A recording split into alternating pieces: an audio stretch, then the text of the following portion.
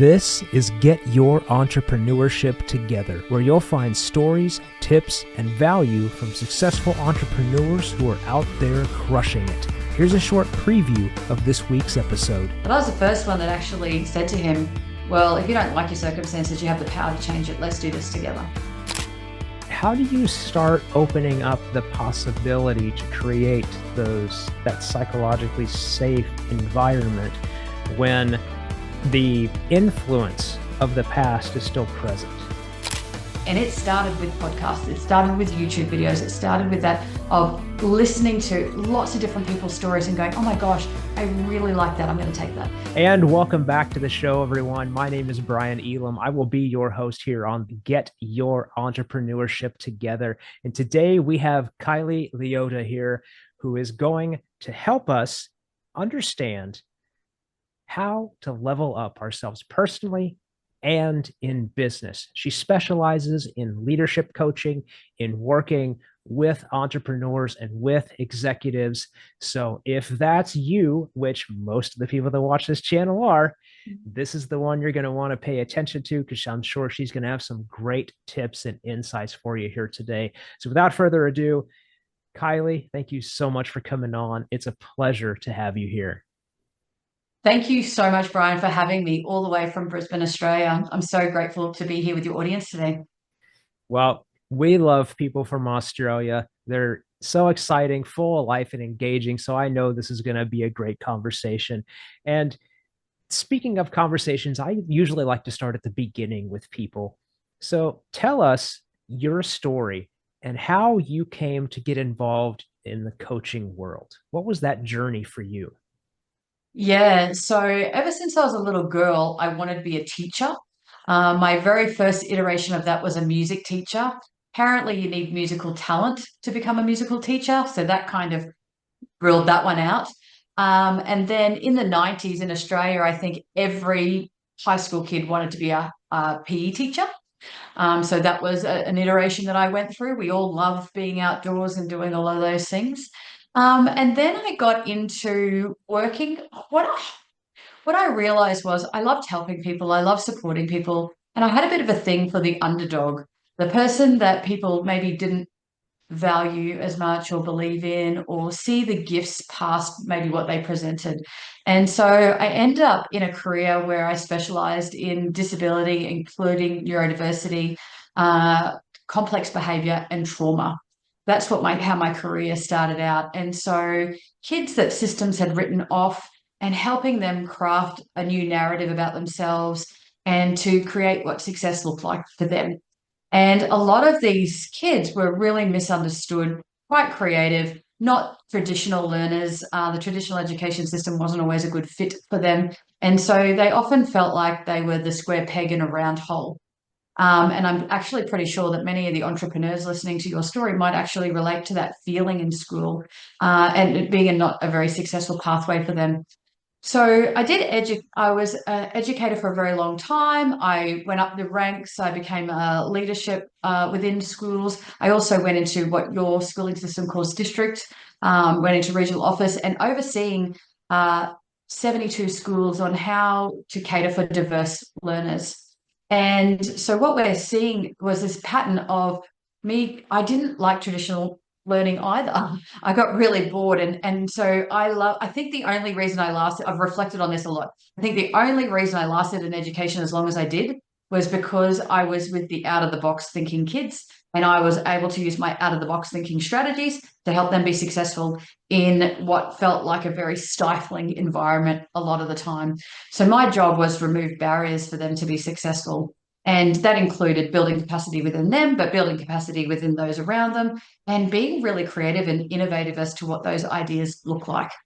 And then in 2019, I actually injured myself. I'd love to say I did something cool. I wasn't.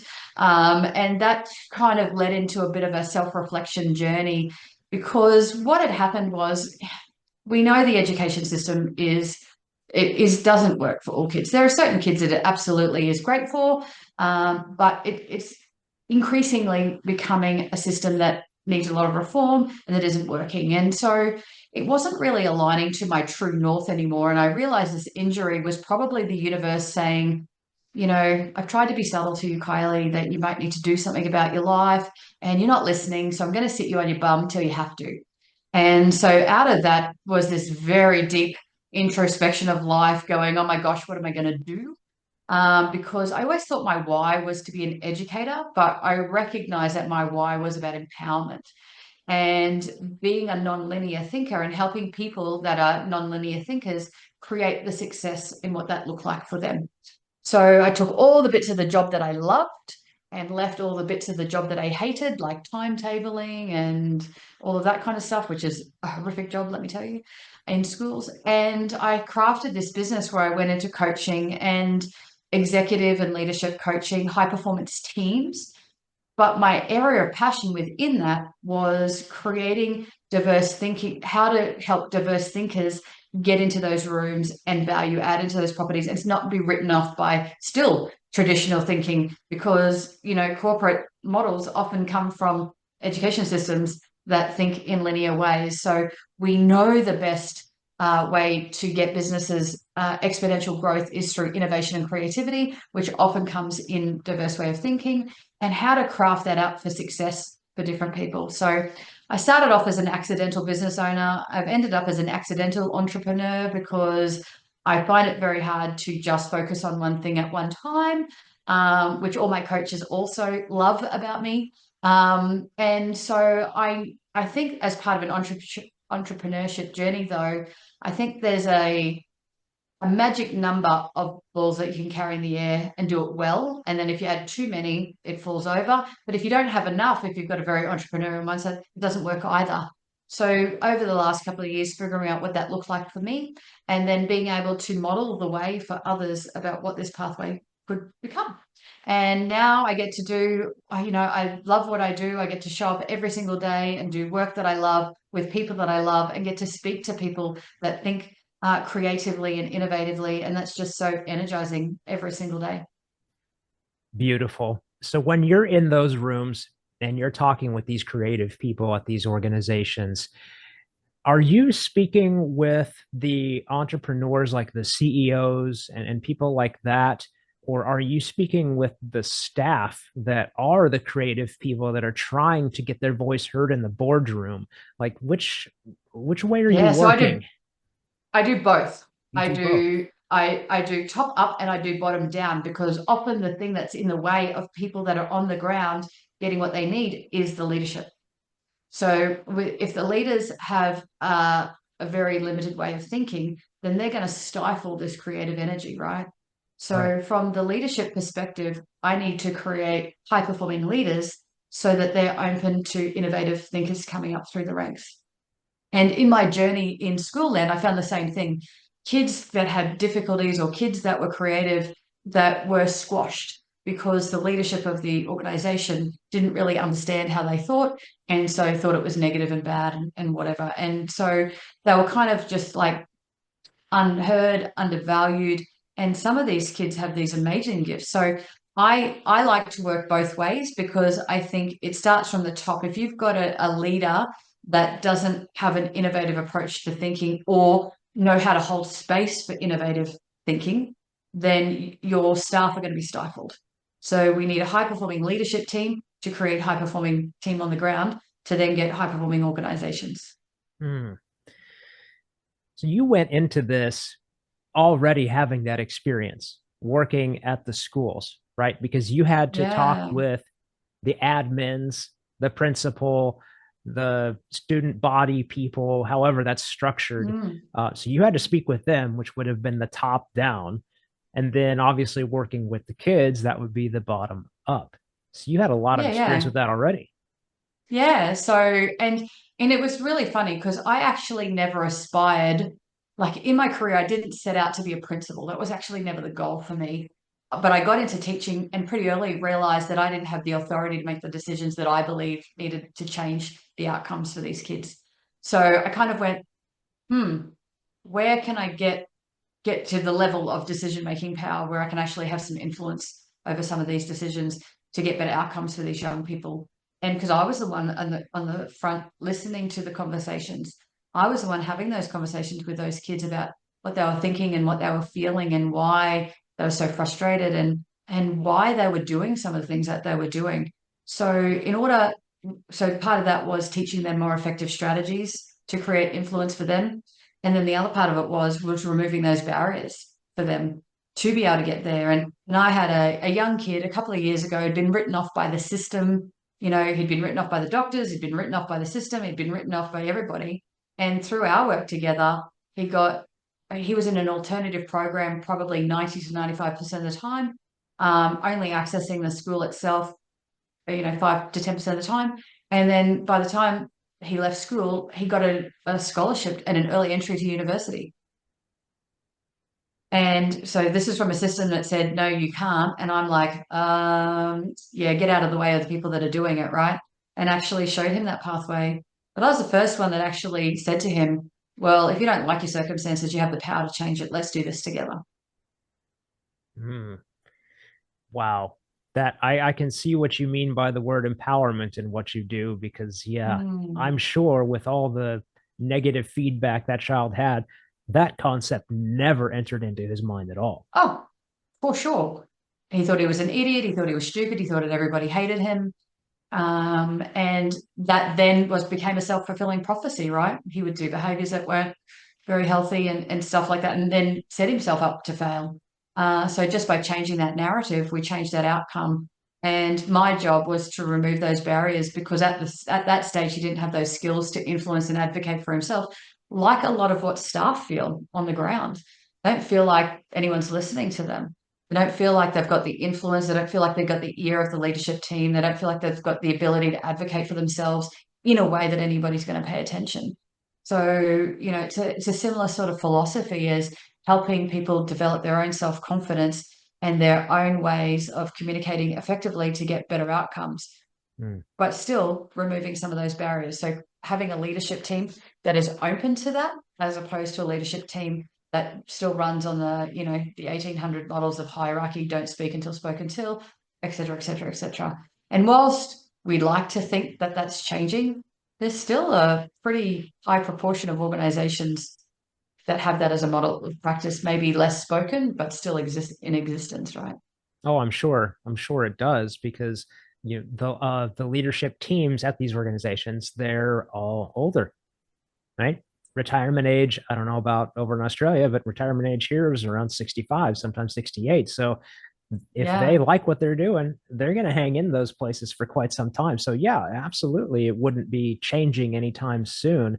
But you actually started going exactly where I wanted to go next, because obviously now understanding your vast level of experience coming from the school side, transferring over to the corporate structure, when Mm. you are talking with these CEOs and they are the close-minded type who are Mm-hmm. not very open to creative elements coming in and changing things, um, Mm. first off, what kind of symptoms are they seeing in their company that is the result of this? And second fold, what do you do to start cracking that nut and getting in there with your influence?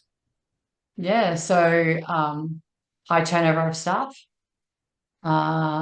issues with retention, and sustaining a quality workforce, I believe, because, we're then, desperate for staff. So then we take on people that maybe not have the skills, and then we burn them out, and we're just on this ever evolving door.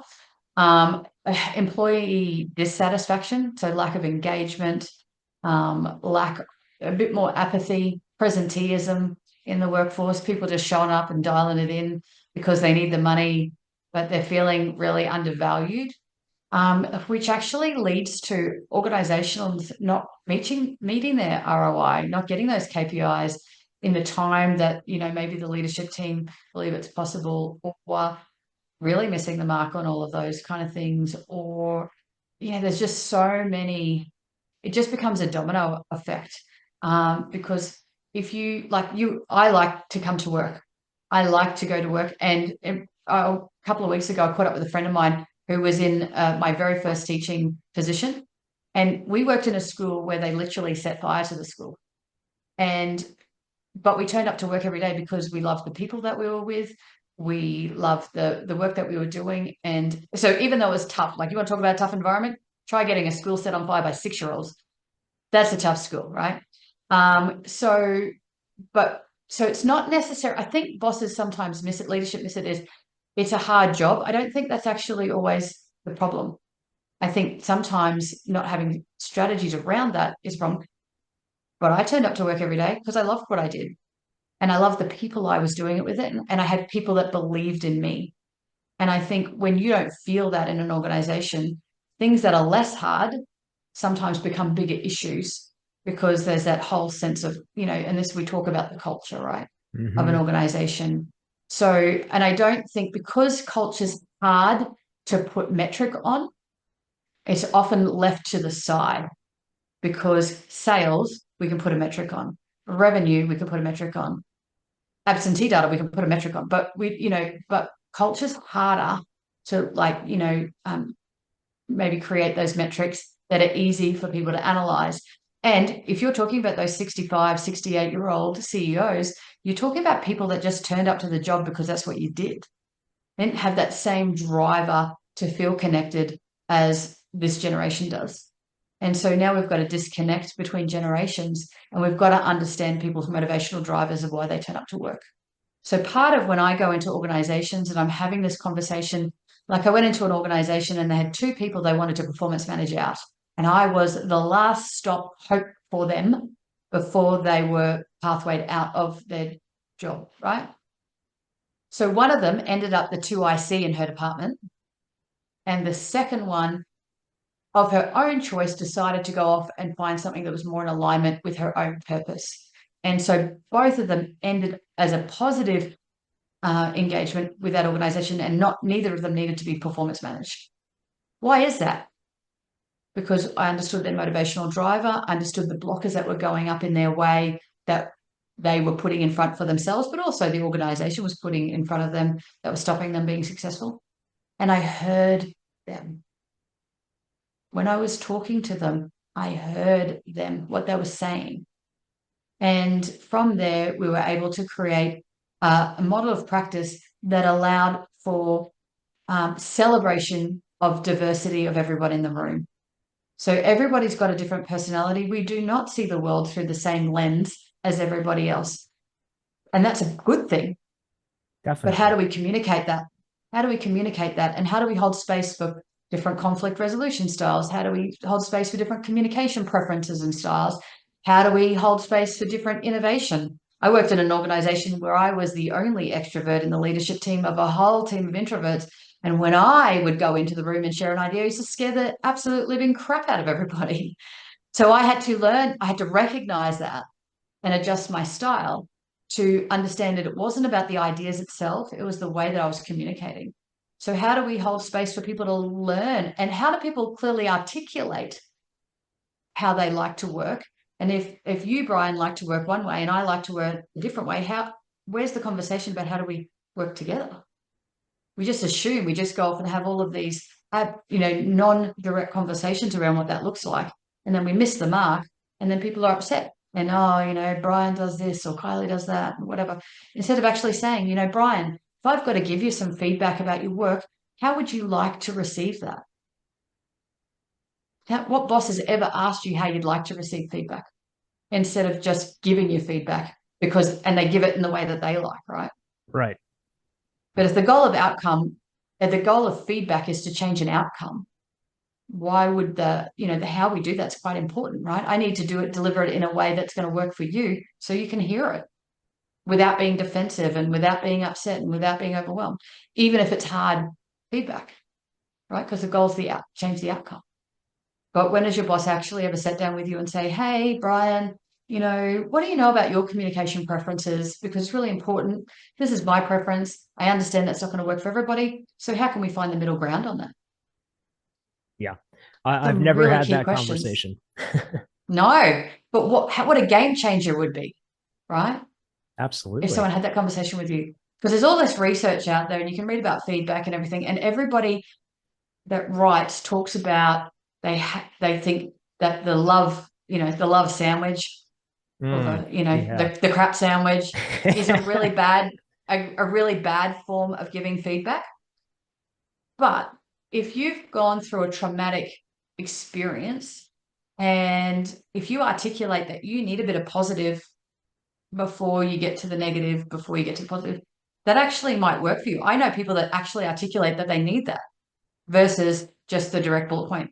So we get all this bit of research about what's the best thing going around at the moment, but we don't actually ask the person. Some people like face-to-face conversation as people. Some people like the email so they can prepare before they come to the meeting. Some people are happy to just sit down and have a conversation. Underlying that is this concept of psychological safety that I think we don't do very well still in organizations. But, I might be able to just sit down with you. You and I might be getting on really, really well, and I might just have this overwhelming and profound respect for you, and I might feel a strong sense of psychological safety with you. So you could probably sit down with me and go, hey, Kylee, I need to have a chat with you. Hey, I'm really not sure what happened the other day when you did this. And I might go, oh my God, I'm so sorry. Yeah, I just had a complete brain fart. But if Mary down the road said that to me, I'd be like, well, what? And because we haven't got that psychological safety. I haven't got that same level with this person as I have.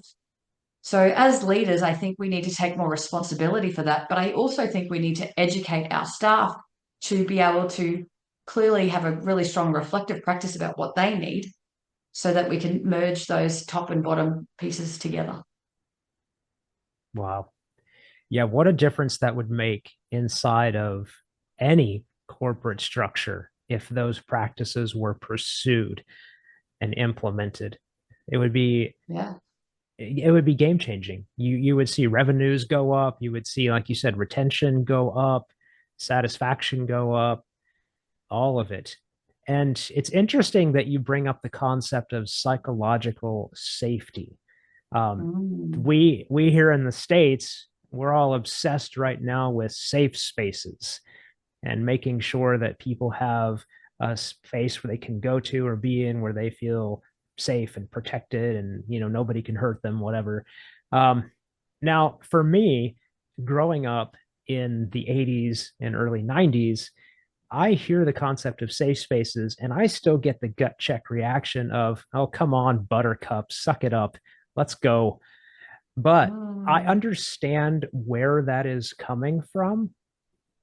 So how do you start opening up the possibility to create that psychologically safe environment when the influence of the past is still present? Yeah, so I'm same era as you. And I think one of the things that's really challenging is when we talk about psychological safety, I feel like there's still this concept that it's a soft place and we can't call stuff out.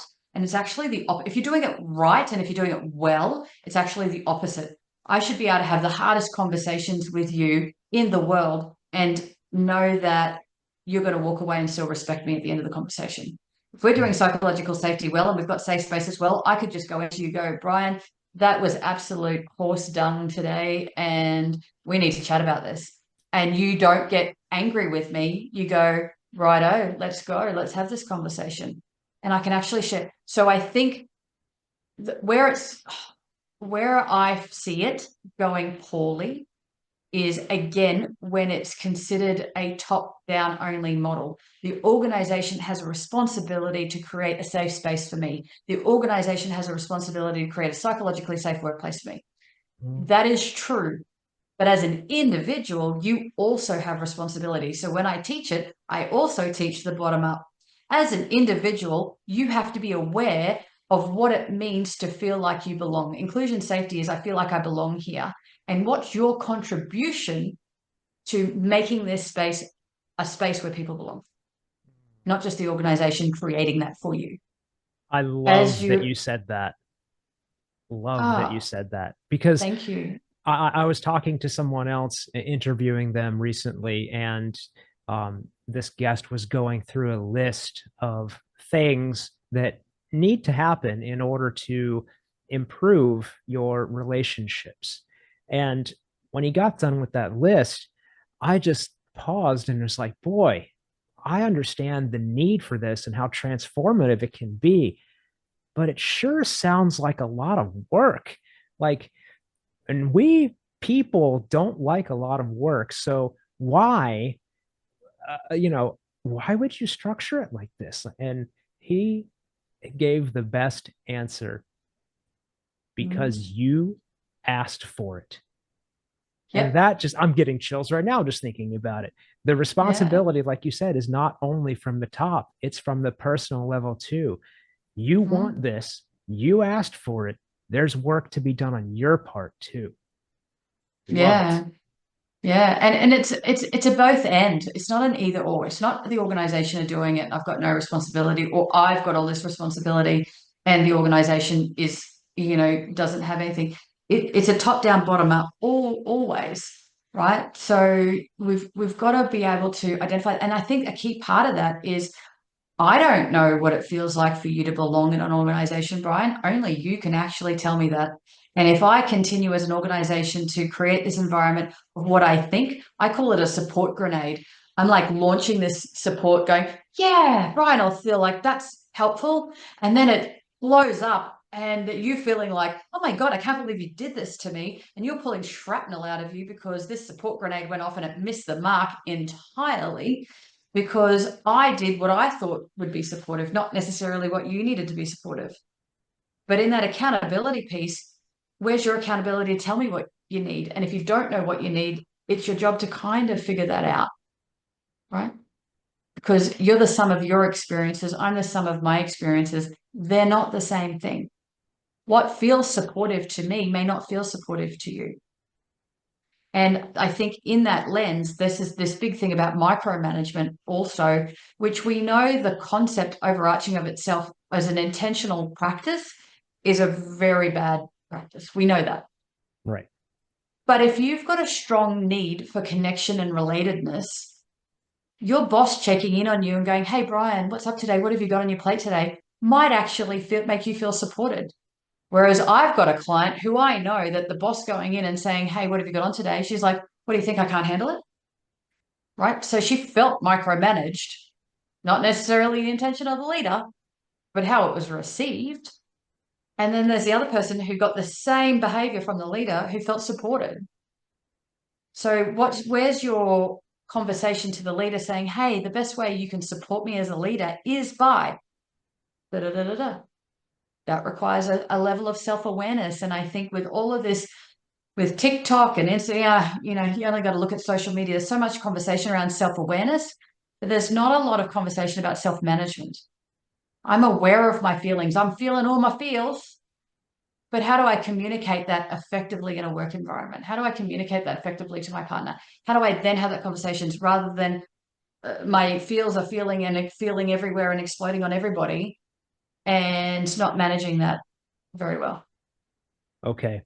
All right. You opened the door. I'm going to go down there. Excellent. So you're talking about a lack of, well, an increase of self awareness, but a lack almost of self responsibility when it comes to expressing yourself, your emotions. Like you said, you see it all Yeah. over social media right now, feeling all the Mm-hmm. feels, throwing it out there, but it's not doing anything. It's not connecting people. So, how do we fix that? How do we take these? Because this goes, in my mind, this goes way beyond the corporate structure. Like the Oh, corporate for structure, sure. it matters, but in the whole idea of what we're doing as a society, as human beings right now, this conversation matters more because we are Yeah. so disconnected and divided, and I think a big part of it is because of what you just said and went through. So how do we start expressing these feelings and emotions in a way that is rational instead of throwing them like bombs at each other and expecting it to change people's minds? Yeah. So throwing the bombs is not psychological safety. So I should be able to challenge you without, degrading you in the conversation. The Gottmans talk about the four horsemen of the apocalypse, it's the same. And one of the things that I think people forget is we go into leadership in corporate organizations and, the reason that I would have the same conversation with you personally as I'd have with you professionally, because that's who I am. Right. I try and have as much human alignment between who I am in the workforce as who I am at home. And I think the problem is we go in to be one person in the workforce, and we go into one person at home for a variety of different reasons. But I think that we've done a lot of work. Psychologists have done a really good job of talking about your feels, because back in the 80s and 90s, not so much. That was, in the 70s, even less. We're going back in where it was just particularly for men, particularly for men. Yes. But when women talked about their feelings, they're being dramatic, right? So there's a whole heap of stuff around that. The second part to that is in emotional intelligence. Susan David talks about emotional agility. Tim Clark, who does a lot of work on psychological safety, also talks about self-regard and social regard. If you're a leader and you've got very low regard for your team, how does that impact how you show up into those meetings in that self-management and social management? If you think everyone's a lazy bum in your team, you're going to have less self-management, how you work up. You're going to be less, there's going to be less care in how you show up to them, and then also less care about them. So we've got to get back to the foundations and understand that self-awareness is only one part of emotional intelligence. Self-management is the part that people do quite poorly. And so a lot of my work in coaching is theory into practice. So create the safe spaces for the conversations, and it might involve that person's really frustrating me today, or I don't like that person, or, one of my clients once said to me, so I think you'll let me stab her. And I'm like, I'm probably not gonna, that's the difference between self-awareness. I'm feeling like that feeling. Self-management, I'm not going to, right? If we're going on those extreme versions of things. But that theory into practice, we've got a lot of theory now. You only have to open any social media, YouTube, anything, and you get smacked in the head with theory of stuff all the time. But how are you putting it into practice? How are you practicing? And it is a practice. You only get good at any of this stuff if you consciously choose to take it on as a practice. So how are we putting it into practice and taking that theory into practice and actually implementing it in our day-to-day routines? Where's your safe space to practice that? So before you have the real term version, all of that. And that's where I think safe spaces are really useful. Brave and courageous conversations. This is what I want to say to Brian when I catch up with him this week. Let me run it through in my head. Let me say it out loud. What do you think? Maybe need to tweak that. How do you think Brian might respond? Okay, cool. Now that I've done through my safe space, I feel comfortable and confident walking into that conversation with Brian to have that conversation with him. But it all comes back to you need the ability to do this. You have to have the open-mindedness to put that into practice, like you said. If you're coming at a situation and you're exclaiming that you're out here trying to make a difference, you're out here trying to change things for the better, but yet you're not willing to put in the work to create that safe bubble to have that hard conversation, well, then you're just being a hypocrite. Like that's just plain and simple. So I talk about conscious choosing versus unconscious living. I talk about that a lot because I think we are so going through the motions of life for most of us that a lot of it is unconscious living. We're unconscious existing. We're going through the motions and we're so unaware of how we shop. We're very good at being aware of other people's stuff, less aware. We've got more blind spots when it comes to ourselves. Oh, absolutely agree. And that requires a conscious choosing to sit with self. I've got some amazing clients that are really good, but the default always is about what the other person's doing. I'm like, yeah, but what are you doing? How's that impacting you? How's that doing that? One of the other things I give keynotes on is executive functioning skills for high performance. And one of them is around flexible thinking, being open-minded. And we know from, neurodiversity that certain diagnoses make it harder to be flexible in your thinking, but equally when you're stressed.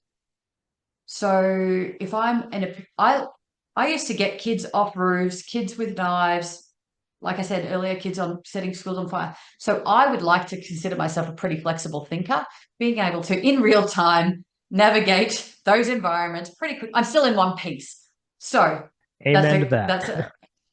That's a reflection of my ability to be flexible when that knife is coming at me, right? So, but when I'm stressed, and overwhelmed and tired and fatigued and burnt out, I am far less flexible to a solution than if I'm regulated and calm and stuff like that. And I did a presentation a couple of months ago, and I asked people to tell me what it looked like. What does it look like, sound like, and feel like when you are calm and in flow? And do you know how many people could do that? Actually, tell me what that looks like. Maybe 25% of the audience. Mm-hmm. So people know what it looks like when they're stressed and overwhelmed. People couldn't even tell me what it comes. So how do you move back to a space that you don't even know what it looks like and feel? You wouldn't recognize it if it bit you in the butt because you haven't been there in such a long time, right? We make better decisions when we're in a calmer state. So is it about, for some people, it is practicing, consciously practicing being open-minded. That's the practice that they need because they're quite inflexible. Other people are more open-minded when they're calmer. They just haven't been calm for a very long time. So They're always operating in a period of stress. so to that, how not how, but what are some questions that someone could ask themselves to help encourage Mhm. that open-mindedness? How can they kind of pause and just check themselves and start consciously practicing and opening that? So one of the activities I do with my clients is I say, you can pick a week, a month, a day, it doesn't really matter, but what worked really well today and how can I do more of that? And what didn't work and what can I change, reduce, or eliminate? And part of that might be a strategic question around where was I flexible today? Where was I open-minded? And actually think of actually examples of where they were flexible and open-minded and considered. So somebody gave me an alternative to what I was thinking, and I took that on board. Or if I didn't, why didn't I take it on board? Not just it was a dumb idea or it was stupid or whatever. You might need to have a bit of a key reflective process for a week or a day or a month and actually specifically answer that question every day. Where was I flexible today? Where was I open-minded? Where did I consider a solution that wasn't mine? Where did I where did I notice that I didn't need to control the narrative in the environment? Where was I open-minded to another person's opinion? How did that feel for me? Because success leaves clues. If I've got a good relationship with you, Brian, I might be more open-minded to offerings that you've got to say, but Betty over here, I may not be because 5 years ago, Betty really threw me under the bus about something. But again, it's a reflective practice, I think, is a key part of that. And I don't think we do it well. And if, you know, I'm not a great meditator because my brain is forever going, but I'm good at focused questions. So picking something to focus on, being able to, because you can't focus on everything all the time either. But if that's an issue for you, or if you've had some feedback that maybe you're pretty rigid and you've heard the word stubborn, stuck, all of that kind of stuff, how do you know if it's true or not? Some reflection practice and opportunities to check in throughout your day, your week, your month. Yeah, absolutely. So, guys, if you need those kinds of questions, if you're realizing that you're probably a little bit too rigid in your thinking and it's holding you and your organization back, just rewind this episode a little bit because Kylie just gave you some great self-reflective questions that you can write down and ask and just check in and you can start that process. Yeah, great stuff. And in what you sent over to me before our conversation, you made a mention of there are masks that people have and that they wear. Yeah. Twofold question. What are these masks that you're talking about, and Mm. why is it so important for people to let those down? So masks often come because the version of ourselves that we present to the outside world, sometimes we don't feel comfortable with. We talk about our authentic selves. I think that's a bit of a tricky one because nobody wants to see me ugly cry all of the time because I'm being my authentic self over, something. But we all wear masks. And, I was in education. So I was a high up leader in education. I was a single parent. I escaped domestic and family violence, and had 100% care of my kids. So I went to work and became a leader because I felt like nobody should know that story about what was going on over here, that people would think less of me because I was a single parent. People would think less of me because I went through domestic violence.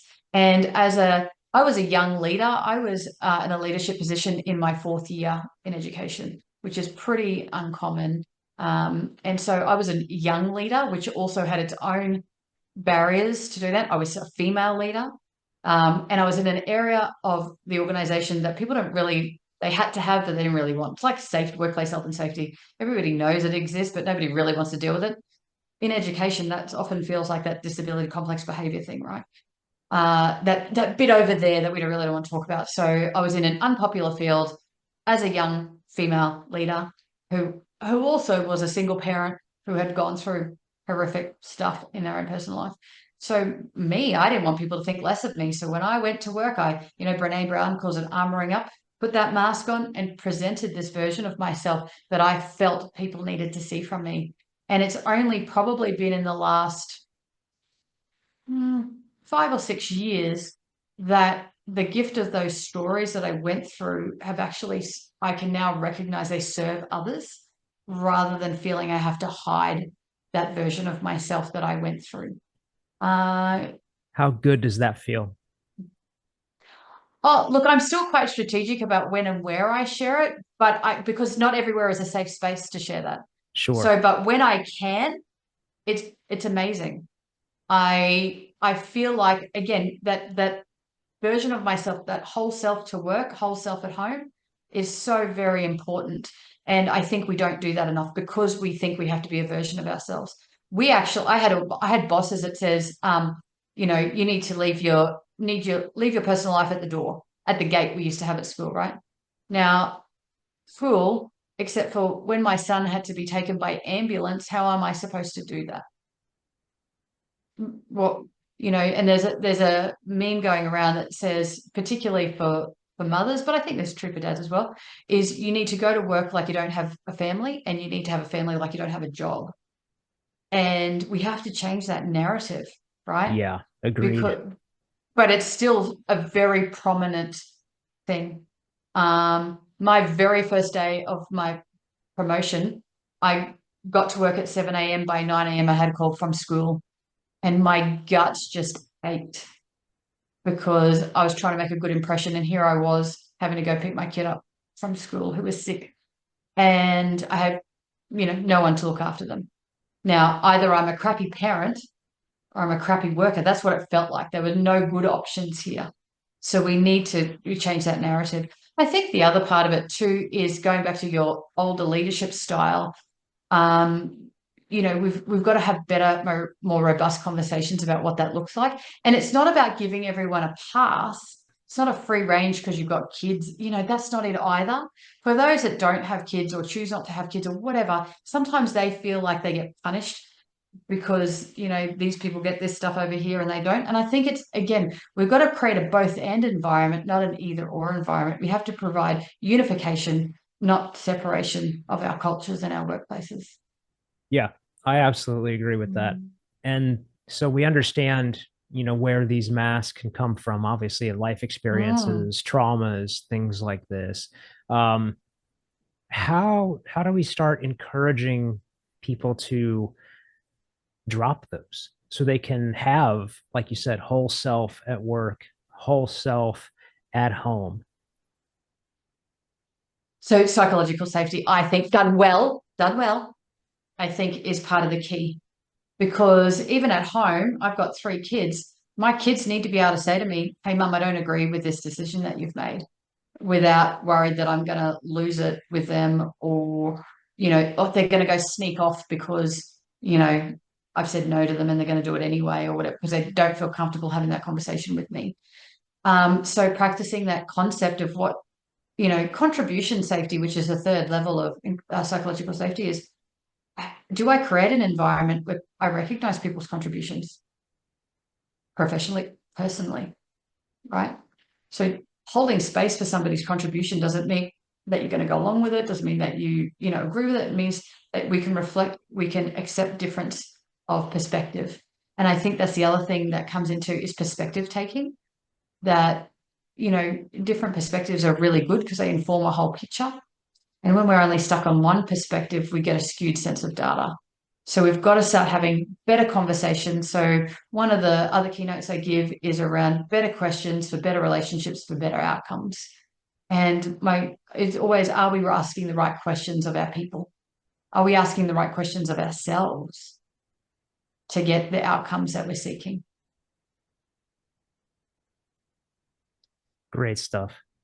Great stuff. And I really hope that this conversation helps get that out into the universe more because it is so needed. And I want to talk about your work here just for a little bit longer.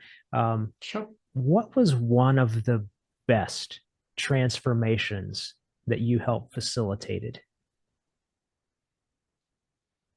Mm. It's hard to pick just one. Um, I have seen young people that were on a trajectory into the prison system end up in fulfilling relationships, fulfilling careers, and create being the best parents out there when nobody believed in them. I have been to about 6 or 7 weddings of former students that have invited me back as the teacher that made a difference for them in their lives. But mostly, I've had people tell me that they're still on this planet because of the work that we've done. Yep. I knew it. I had a feeling that that was going to be in there. So that's part of the reason that I Yeah, asked. So yeah, yeah, bless and you that for I'm that work. getting teary just saying that. But when people say that to me, I've got to. It sounds, I don't know, I don't like to sound braggy, but that's a pretty powerful thing, right? When people say, "Hey, Kylie, just so you know, I'm still here because of you." There were so many times I wasn't going to be. Yeah. And that's what I mean about safe spaces, right? Yeah. And that's again, it's a beautiful gift that you have been given and are able to pass forward so that somebody could have a more full and fulfilling life, or even just like you said, stay here. Yeah. Powerful stuff. And 100%. don't and I don't do this in order to just brag on people and just say how great they are, but it is one Mm, of the greatest parts of being a podcast host, especially with successful yeah. entrepreneurs, that I get to bring them forward for the great work that they do, even if they don't do it themselves. So that's part of my mission and journey, and what I fulfills me is lifting other people up. So yeah, bless you Yeah. for that work. No, and thank you. And you can see, if people are watching this, two very, very passionate people about that passionate about what they do. And it's about service of others. And I think that's part of it. And so thank you for your podcast and the work that you do, because without that, we wouldn't have a platform to share that story. And hopefully today this makes a difference for somebody, and I think that's really, really powerful. It's not about being the most well known. It's about making a difference, I think. And that empowerment piece earlier is reminding people that they're worthy and reminding people that they can do this, and removing those barriers for people. So your podcast does the same thing, removes barriers for people by providing amazing guests that can help solve people's problems that maybe they don't have the confidence to go and seek, or maybe aren't in a position to afford to be able to get access to the support that they need. And sometimes it's just about the right piece of information at the right time, or the right question, or the thing that just resonates exactly that right for that person to change their life. So thank you. Again, it's my privilege to be able to do this and have these conversations. And you're absolutely right. I feel the same way.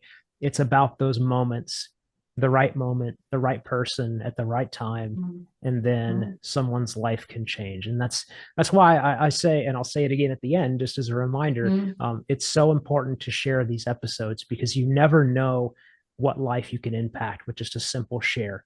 And it's free. Yeah, It doesn't cost you yeah. anything, and you never know who can help. And I think just added to that, my own transformation journey came from me looking around at my ecosystem around me and realizing that the ecosystem around me wasn't going to get me where I needed to go. And I started with podcasts. I Mm, started with people's stories because I didn't have anyone in my immediate circle that was in business and everyone thought I was crazy. I started business in COVID as a single parent of three kids, right? So everyone thought I was crazy. Um, but so my ecosystem around me, whilst they may love me, didn't necessarily have what I needed to get me on the next stage of that journey. And it started with podcasts, it started with YouTube videos, it started with that of listening to lots of different people's stories and going, oh my gosh, I really like that. I'm going to take that. Oh my gosh, I really like that. I'm going to take that. And that's how my journey started and has evolved into my infinite leadership model that I utilize now was those incredible snippets. So, that's the power that can happen. 100%. And again, you're going down the road where I wanted to go next. And I wanted to And talk about, because your for the book audience, is, we didn't even plan that. I That's know just happened. it, Synchronicity, my friend. it happens all the time on this show. I kid you not. And I call it out every Amazing. single time because it's just awesome when it happens. So you are a contributor in a book that's coming out called The Impact. So Yeah. tell us a little bit, like, what is that book about and what was your contribution to it? Yeah, so it's a multi-author book that's coming to New York. We're going to launch in Times Square in March 2025, so that's pretty exciting.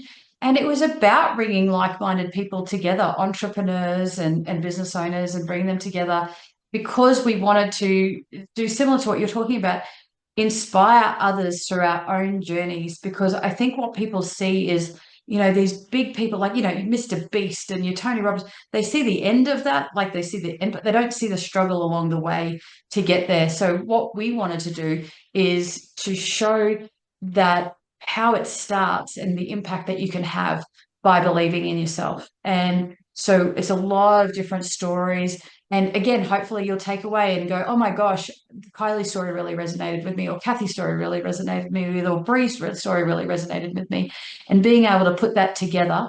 And the other part of that is I actually have my own book coming out this year, my infinite leadership journey. So that journey of evolution and continuous improvement as well. So two books coming out in a short period of time that I'm hoping to share with everyone. And again, it's about creating a life of service to hopefully serve others to create their infinite opportunities and infinite possibilities through this ongoing evolution of continuous improvement.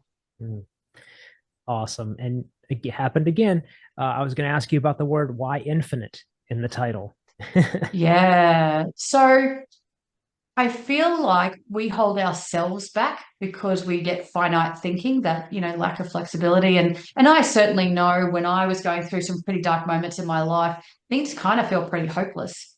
And the idea of infinite for me is the fact that it's an ongoing process. And you kind of never, one of the things about self-development is once you get into it, you actually realize you're never done. Exactly. It's just an ongoing evolution. And I feel like that's been my journey. And whilst I have learnt to celebrate the success along the way, and at this moment in my life, compared to where I was 5 years ago, 10 years ago, it is game changing. But I still feel like I'm not done yet, right? I'm not, so this infinite evolution, infinite possibilities, infinite opportunities. And by creating an understanding of what that looked like for me. So each of the letters of infinite stands for its own pillar. So I is identity. So who am I? Who am I now? Who do I aspire to be? What's my story there? And again, this is whether you do organizational, who's our organizational identity, but what does that look like? N is for nurturing, so that, that emotional intelligence piece and that emotional agility. F is fearlessness. What are those fears that hold us back? And we know a lot about fear of failure, but we also have fear of success. And we actually hold ourselves back and we limit ourselves through our unconscious fear of success. Then we've got innovation, nobility, influence, transformation, and ecosystem. because I think this leadership journey as a whole, whether you're doing it personally or professionally, is really, really hard. And there's so many things to keep in your head. So I created Infinite with the idea that you could do a reflective practice and then pick a pillar that was really pivotal to you that you needed to attend to at this moment.